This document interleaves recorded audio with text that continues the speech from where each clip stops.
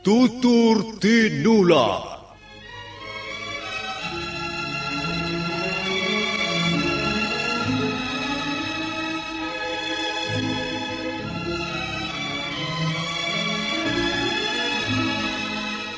Sebuah sandiwara radio serial, produksi Sanggar Cerita dan Teater Sanggar Prativi. Sebuah kisah dengan latar belakang sejarah runtuhnya Singasari dan berdirinya Kerajaan Majapahit.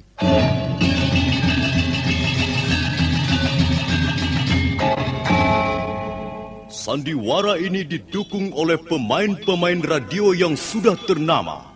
Ferry Fadli, Ivone Rose, dan Eli Ermawati.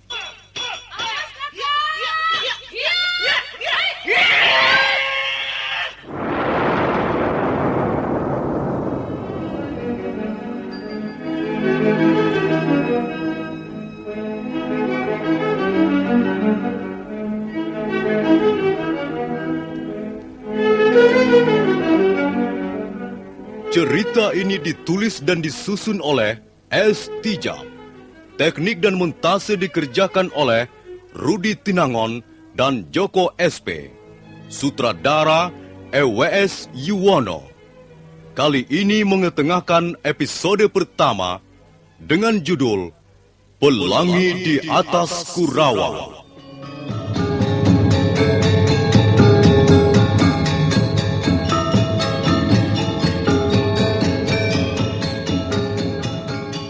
Dalam seri yang ketujuh ini, didukung oleh para pemain, Ferry Fadli sebagai Arya Kamandanu, M. Abud sebagai Arya Dwi Pangga, Eli Panca sebagai Nyi Rongkot, Kasdu Dewa sebagai Dipangkara Dasa, Eni Budiono sebagai Parwati, Yuli sebagai Palastri, Lili Nur Indasari sebagai Narirate, Nusri pembawa cerita. Selamat menikmati. Wanita tua yang sabar itu telah mengobatinya dengan ramuan daunan yang ditumbuk halus, lalu diborehkan ke atas luka. Pagi itu, Arya Kamandanu sudah bangun dan nampak lebih segar. Baru saja dia menyelesaikan sarapan bubur santan, ketika Arya Dwi Pangga mengajaknya bicara tentang Narirati. Adi Kamandanu, kelihatannya gadis Manguntur itu amat berkesan di hatimu. Bagaimana Kakang tahu? Tentu saja aku tahu. Bi Rongkot juga mendengar ketika kau mengigau, memanggil-manggil nama gadis itu. Sudahlah Kakang Dwi Pangga. Jangan mengajakku bicara soal itu. Kau mencintainya bukan? Kau sangat mencintainya kan? Kakang Dwi Pangga, aku tak mau bicara soal itu. Adi Kamandanu, aku adalah Arya Dwi Pangga, putra Empu Hanggareksa kakakmu sendiri. Aku bermaksud baik. Mengapa kau tidak bersikap terbuka padaku? Ini adalah persoalan pribadiku, Kakang. Untuk apa Kakang masuk ke dalamnya?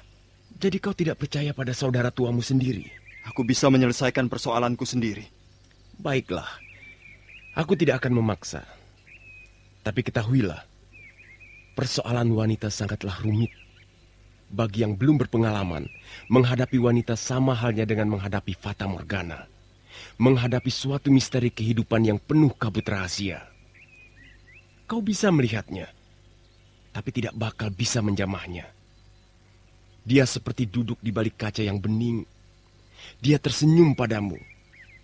Tapi ketika kau berusaha memeluknya, maka kau akan membentur kaca itu. Aku memang tidak mempunyai pengalaman soal wanita, Kakang. Nah, untuk memecahkan persoalanmu itu, kau membutuhkan seseorang yang mengerti tentang wanita. Kecuali kau ingin Narirati pergi dari sisimu untuk selama-lamanya. Aku malu, Kakang. Mengapa menghadapi persoalan remeh seperti ini harus minta tolong pada orang lain? Mengapa tidak bisa mengatasi sendiri? Adi Kamandanu, kau keliru. Persoalan wanita bukan persoalan yang remeh. Baiklah, dengar. Aku akan bacakan satu bait syair yang ikut mengubah jalannya sejarah pemerintahan di Tumapel. Kerling matamu lebih dahsyat dari gelombang 7 samudera. Dan senyummu sanggup menggetarkan seluruh isi dunia. Apa artinya si Arok anak desa? Kau tahu Adhika Mandanu, syair itu akhirnya dapat menjadi awal dari sejarah perjuangan Ken Arok, anak dari desa Pungkur, untuk merebut kekuasaan dari tangan Tunggul Ametung. Arok menjadi besar karena wanita, dan akhirnya dia terguling dari tahta juga karena wanita. Nah, ada satu lagi bait syair yang senada. Syair ini pun ikut mengubah jalannya sejarah pemerintahan di Kediri pada tahun 1222. Syair ini diucapkan oleh Prabu Kertajaya atau Dandang Gendis, yang waktu itu sedang tergila-gila oleh kecantikan seorang wanita yang bernama Dewi Amisani. Dengarkan. Amisani, kau adalah matahari pagi yang selalu menghangatkan ranjangku. Kediri akan membeku jika kau berpaling dariku. Nah, sebuah syair yang sederhana bukan? Tapi ingat, karena syair itulah maka para pendeta, para pemuka kerajaan lalu bergabung dengan Tumapel. Dan akhirnya, Kertajaya dan bala tentaranya dihancurkan di desa Ganter. Dengan demikian, Dandang Gendis telah menjadi korban tali asmaranya bersama Dewi Amisani. Nah, apa sekarang kau masih menganggap bahwa persoalan wanita adalah persoalan yang remeh? Ingat, Adhika Mandanu, separuh dari bagian dunia ini menjadi milik wanita. Baiklah, Kakang Dwi Pangga. Aku percaya padamu. Aku akan menceritakan persoalan yang kuhadapi dengan Nari Rati.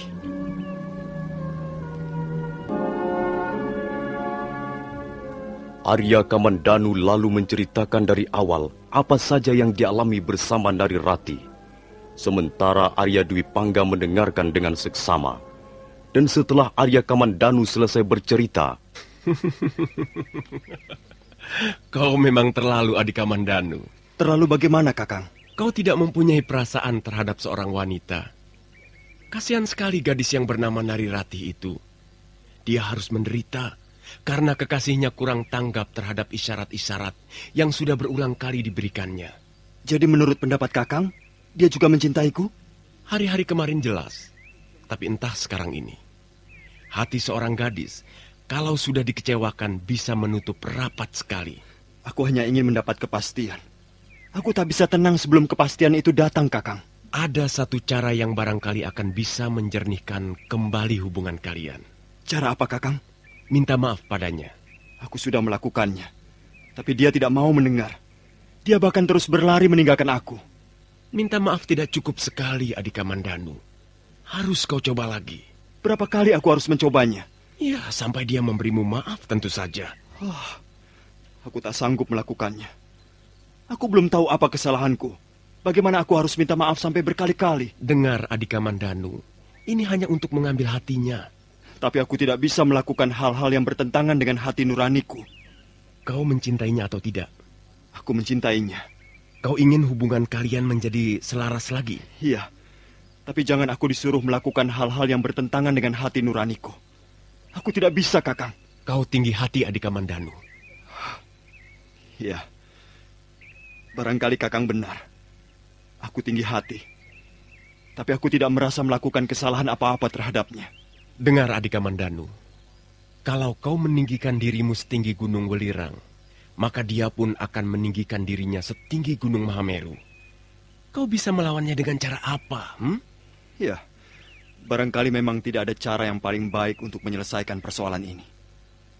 Maka biarkan saja semuanya berlalu seperti apa adanya. Kenapa kau terlalu keras kepala, Adhika Mandanu? Aku tak mau menjadi pengemis cinta, Kakang. Tapi seringkali kita dipaksa oleh keadaan untuk menjadi pengemis cinta. Bagiku itu bukan watak seorang satria. Ingat, Kamandanu. Dalam hal yang satu ini, kita harus berani mengenyampingkan sisi-sisi lain dalam tujuan hidup kita. Kau tidak mungkin mendapatkan dua hal sekaligus, cinta dan watak kesatria. Kau harus memilih salah satu, Adhika Mandanu. Kalau harus memilih, aku akan memilih yang kedua. Jadi kau merelakan Nari Rati menjadi milik orang lain? Kakang Dwi Pangga, bagiku watak satria dan kebutuhan akan cinta bukanlah dua kutub yang berlainan. Seseorang, kalau memang dia benar-benar mencintai dan ingin mendapatkan cintanya itu, harus diperoleh dengan cara yang jujur dan tidak lepas dari watak seorang satria. Kalau tidak, lebih baik orang itu kehilangan cintanya. Dan itulah korban yang paling mulia. Aku bukan Ken Arok, Kakang. Juga bukan Prabu Kertajaya atau Dandang Gendis yang mau berbuat apa saja demi memperoleh kesenangan dari cinta. Aku adalah Arya Kamandanu, seorang pemuda desa biasa yang banyak memiliki kekurangan.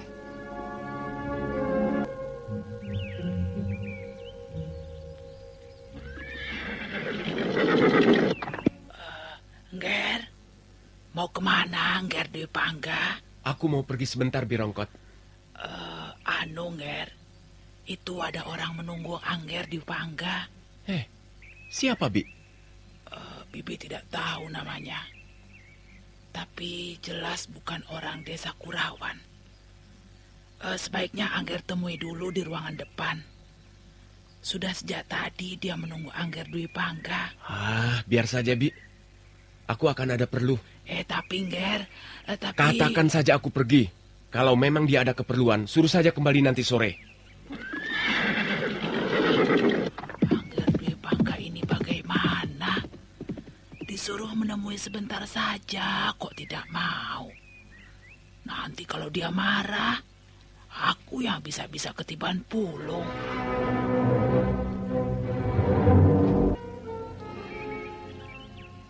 Kemana perginya?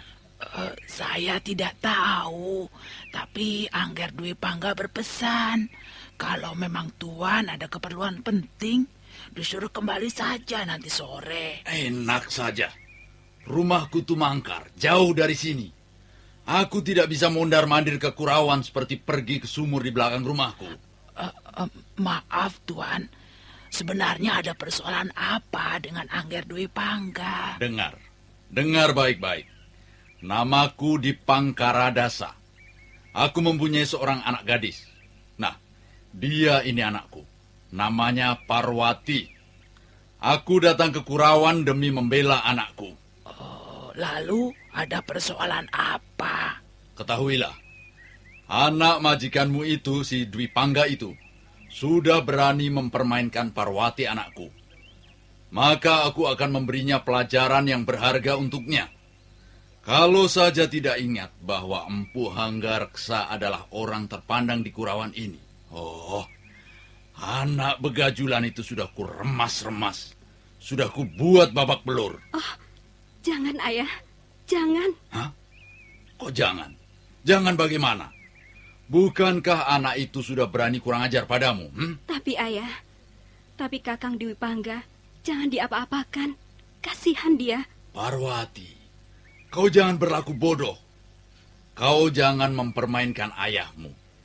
Kita jauh-jauh datang dari Tumangkar untuk menyelesaikan urusanmu dengan pemuda berandalan itu. Sudahlah. Kita pulang saja, Ayah. Kita pulang saja. Lalu, bagaimana dengan si Dwi Pangga itu? Biarkan saja dia. Kita mengalah saja. Tidak. Kita tidak boleh mengalah begitu saja. Baik, kita pulang sekarang. Tetapi bukan berarti kita sudi mengalah. Aku akan mengurus perkara ini sampai tuntas. Hei, katakan pada anak majikanmu itu, aku di Pangkaradasa akan kembali lagi. Iya, Tuan.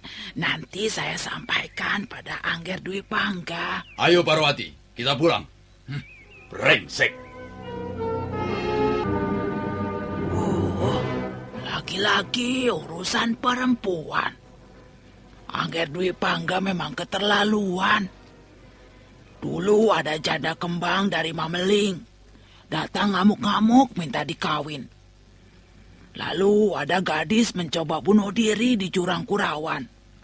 Juga gara-gara Angger Dwi Pangga terlalu mengobrol kata-kata berisi cumbu rayu. Sekarang ada lagi. Angger Dwi Pangga itu kok senang-senangnya bercanda dengan wanita. Apa dia tidak tahu bahwa bermain api dengan wanita bisa hangus terbakar hati? Kubuka daun jendela dan terbentang malam yang indah, dihiasi Chandra Kartika. Di bulan Waisak ini, 10 kali aku melewati pintu rumahmu yang masih rapat terkunci dari dalam. Kapan kau buka, wahai Sang Dewi Puspa? Indah sekali bunyi syair ini, Ratih. Iya, aku juga tidak menduga bahwa Kakang Kamandanu bisa menulis syair seindah ini. Dan kau sudah membalasnya? Belum. Kau harus segera membalas atau menanggapinya, Ratih. Terlihat jelas bahwa dia sangat menyesal dan ingin kembali menyambung tali asmara denganmu. Palastri, aku masih sakit hati. Kau tak ingin burung gagak itu berpaling pada daging lain yang empuk dan lezat? Jangan tinggi hati, Ratih. Ada pepatah mengatakan bahwa wanita itu berdiri di antara 2 bibir sumur. Kalau dia bertahan tak mau tundukkan wajah, dia tak bakal melihat air. Tapi kalau dia terus-menerus tundukkan wajah, dia bisa terjerumus ke dalam sumur itu. Nah, jadilah wanita yang bijak. Jangan tinggi hati, tapi juga jangan terlalu merendah di depan laki-laki.